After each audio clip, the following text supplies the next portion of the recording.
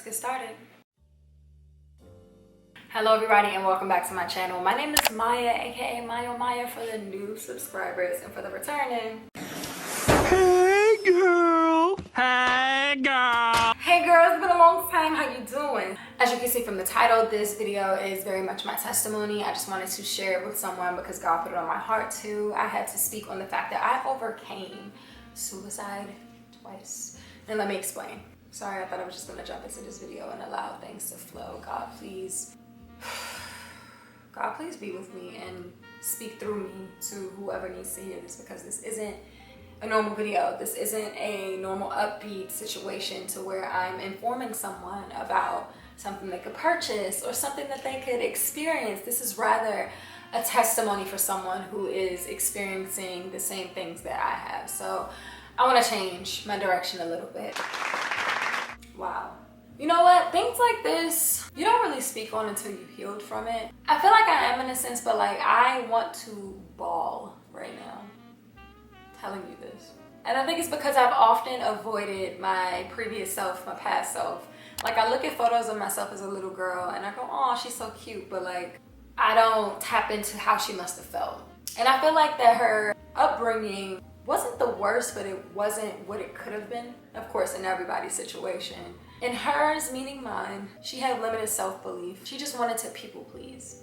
She just wanted everybody to like her. Little Maya just wanted to be seen, be heard, be loved, be considered, be laughed at, be a best friend, be someone that somebody ran to and always made sure that she included, or they included her in groups and social things, games and playtime and just stuff like that. And I was always the neutral girl. But the reason I was the neutral girl is because I placed myself as the neutral girl within all group settings. I played so small that I remember wanting to speak up because I am a natural born leader in group settings. And then I would just shut down. I would offer my 2 cents and then I would sit back. I would listen to people's ideas and be like, that sucks. I think this is what would work. And then I'd go like this. I often would fight with who I knew I should have been and who I was. I also grew up in a full house. I have 2 brothers. I have an aunt who is my mother's youngest sibling. We are only 9 years apart. So she acted as if she was my big sister, though she was my aunt.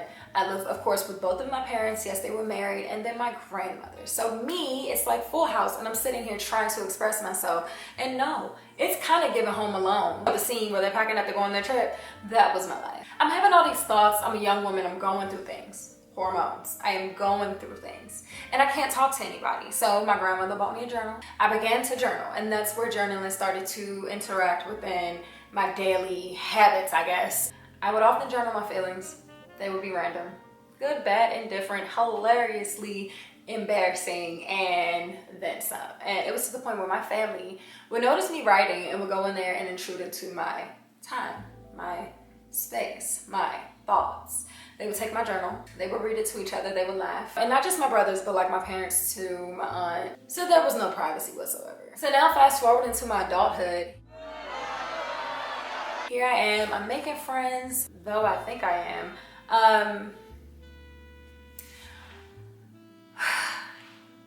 Might just do it, somebody has to hear this. I'm trying not to cry. Fast forward into my adulthood, I'll say college. Me just wanting to fit in. Me just wanting to meet people that actually do see me outside of my household and hear me and value me. And that was very few. Those that I wanted to be within my friend group, it was kind of forced. No one really cared. I don't want to say they didn't care. They just kind of were doing their own thing and living their life. It's college, right? You don't really have much care other than like your grades, if you do care about that. But I'm sitting here not knowing what I'm majoring in. I just jumped into communication because some way, somehow, I just knew I wanted to be in media. Didn't really know how to get there. The major at the school wasn't even aligned with what I wanted. I just went with what I was able to get. Sidebar, my mom had a situation to where her identity was stolen. So I couldn't file for FAFSA. So I had no assistance with college. And I was grabbed by a random college for softball. And they were like, we'll pay you a full ride. Though that school, we won't leave it there. I transferred with the grades that I had to a bigger school, which happened to be a PWI. And I'm a Black woman. Don't get, listen. Don't let this yellow fool you. I'm Black. Just is what it is, baby. Sorry. Sorry, black ranges. So I go to this PWI and this is a chin check for me. And when I say chin check, it's like, chin check for me. I come from DC, a predominantly black area. High class, middle class, low class, like I was the minority. It was just the fact that it was a reality check. And I'm forcing friendships, I'm forcing people to like me. And once again, I'm people pleasing. I'm changing who I am. I am code switching. I am buying Vera Bradley because the girls are wearing Vera Bradley. I've never heard of Vera Bradley. I'm over here wearing, Salviano. I don't know what no Vera Bradley is. So I'm just trying so hard to fit in and it never, ever works. I meet some black friends. I realize that a lot of us are friends by default. That's sad. I know who I am. I know where I fit in. Then I graduate college. All these people that were so-called my friend weren't my friend in the first place. I graduate college and I'm just trying to find my way. I found my way into media. I'm starting to work for TV1 for a news channel and I am in my groove. I'm like, oh, this is what I'm meant to do, be in media. Like, this feels right. But what I didn't realize is that shows come and go. Though I got one of my best friends on that show, things change, things end. And not in the sense of the friendship, but in the sense of the job. The job ended. And I had no clue what was next. I thought my world was over. Here I go, finally finding something that I fell in love with, and it's over. I have videos of me simply crying, not knowing what's next. And I'll insert that clip here. I'm supposed to be washing my hair, right? I'm in my bathroom. I think I'm gonna sit you on here. It's Christmas season, it's December 14th, and I just lost my job. Not necessarily lost it, my show got canceled. And from what I'm understanding and hearing is that television shows cancel all the time. Like, it's normal, it happens. When I heard the news, I was actually on my way to New York to an acting class. Didn't know what to expect, just riding. Excuse my family. It's Christmas season. I can't even afford any gifts, really. I want to look out for my family and do for them. I want to be able to afford my bills. I want to be able to, afford myself. I was just doing well, and things just happen, man. I'm really trying to keep the faith and remain positive and know that God got me, but God, I don't know what's next. I don't know what's to come. I don't know if I'm gonna be this ultra great person. I don't even know if I'll see tomorrow, Lord willing. I don't even mean to be negative, but I have no damn clue. I just keep praying, and literally my family, the only things that keep me up. Because if it were up to me, I'd literally just be in a dark and depressing state within my life right now. I've gotten pushed to the side at my job. It's just really unfortunate. And that's what really showed my true colors on how I feel about everything and everybody who's ever done me wrong or was shiesty or looked at me sideways, starting with college, because that's when I really started to understand how people worked and operated. From college on to today, it's built character, boy, I'll tell you. Whatever. I'm just about to wash my hair. Signing off for 2017. My oh my. Life sort of took a turn. I started to notice that friendships started to leave or dwindle, especially from high school, without good enough reason. I start to harbor those feelings and blame myself. Although I'm trying to people please, I'm not doing it good enough. People aren't my friends randomly, just I don't want to be friends anymore, and they just dip off. And I start to blame myself, not realizing that it's never been about me. Even if it was how they felt about me, it's them, it's their feelings. That's not for me to take on, and I didn't understand that. I'm a tough girl. I've been through a lot of shit. And I built very thick skin to the point where I didn't want to cry. I didn't want to express my feelings about anything. I was just kind of partying and trying to live my life and push forward through the bullshit and how I felt. Until God one day was just you have to deal with this. I fought. I knew God. We had a relationship. It wasn't to the point where it is now. I was on the brink of a meltdown, a mental breakdown. And yeah, it was one day I went into my bedroom and I got on my knees and I screamed. And I thought everybody in the house heard me, but they didn't, which is the strangest thing because we could all hear each other. I screamed so loud and it felt as if there was another presence in me trying to come out. And that was the first time I realized, oh, there is a demonic spirit over me, over my life, and I have to pray this thing out. Woo! That's when I knew something had to change, immediately. However, the spirit got a hold of me, told me I was worthless, told me that everything that I've been through was because of me, told me that I wasn't good enough. And one day I lost it. I told my mom I'm depressed and I need help. My mom took me to the doctor. They prescribed me some antidepressants. If antidepressants work for you, praise God. It did not work for me, however. This is not, disclaimer, this is not to tell you that it won't work for you. This did not work for me. My mood changed and everything just got dark. I got very sensitive, and one day me and my mom got into a disagreement and I popped. She didn't know it, but on the way, like the ride home, I knew. I went home and I attempted suicide. Clearly I'm still not okay with it because I'm trying to rush through it. But I can't because somebody has to hear this. I attempted suicide and I attempted twice. Well, on the bright side, after my attempt, the first attempt, my dog came to my door, scratched, whimpered, and yelped. And then we had just got a new dog. She's now almost 7. She was turning 1, but anyway, she scratched and yelped at the door, and my brother ran upstairs and realized she was at my door. And of course he comes in and he finds me. And so he runs for help, and as he runs for help, I try again. But the second time, what I didn't realize, he found me, I fell to the floor, I wailed. I finally wailed. I let it all out.